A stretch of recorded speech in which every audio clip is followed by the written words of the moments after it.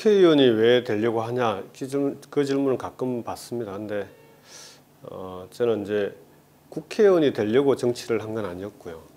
국회에 들어간 게 1994년에 들어갔는데 제 나이 28살 때죠. 28살에 국회 이제 보좌진으로 처음 국회에 들어갔는데 그때는 그러니까 민주화 운동의 연장선이었습니다. 그러니까 세상을 바꾸는 도구였던 거죠.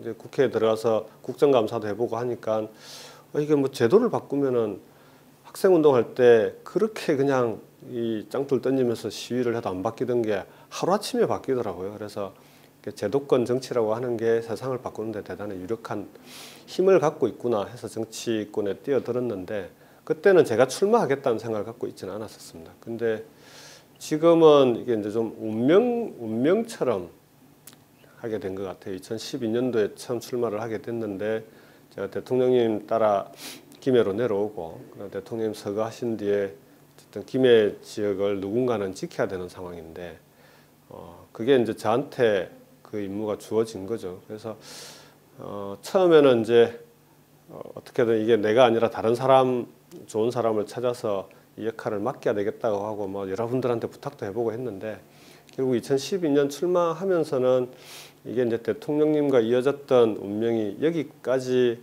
그러니까 김해를 책임지는 것도 운명처럼 저한테 주어지는구나라는 생각을 갖고요. 근데 막상 또 정치를 시작하고 나서 보면은 대통령님 마지막 비서관으로 2012년은 선거를 치렀는데 그 타이틀만으로 정치를 계속할 수는 없더라고요. 결국 김해 시민들이 저한테 요구하는 건 김경수의 정치. 네가 정치를 시작했으니까 네가 뭘 할 거냐를 묻고 그래서 제가 김해를 정말 책임지고 김해 정치를 책임져 나갈 수 있는 사람이다라는 걸 지금 보여주는 것이 더 중요하고요. 그래서 지난번에 다행히 도지사 선거에 출마했던 게 비록 낙선하긴 했지만 그때 김해는 이겼습니다. 많이 이겼습니다.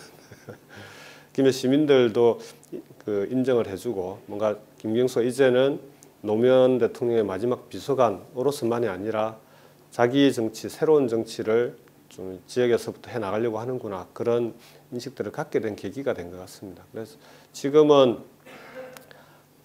김해를 지키는 것도 중요하지만 우리 더불어민주당이 지금 내세우고 있는 혁신이라고 하는 게 정치가 바뀌지 않으면 대한민국이 바뀔 수가 없습니다. 저는 대한민국을 정말 사람들이 성실하게 일하는 사람들이 성공할 수 있는 그런 세상으로 만들어내는 데는 정치가 해야 될 역할이 정말 중요하다고 생각하고요. 그런 일을 해내기 위해서 저는 국회의원 선거에 출마했고 정치를 하고 있습니다. 만일 4월 달에 이제 당선이 되면 지금 가장 시급한 우리 대한민국이 가장 시급하게 해결해야 되는 문제가 저는 경제 문제고 아까 말씀드렸던 서민 경제를 풀어내는 문제인데 그 중에서도 지방이 또 수도권에 비교하면은 또 지방이 훨씬 어렵습니다. 지방이 어렵게 된 이유가 아까 말씀드렸던 부자 감세가 있고요.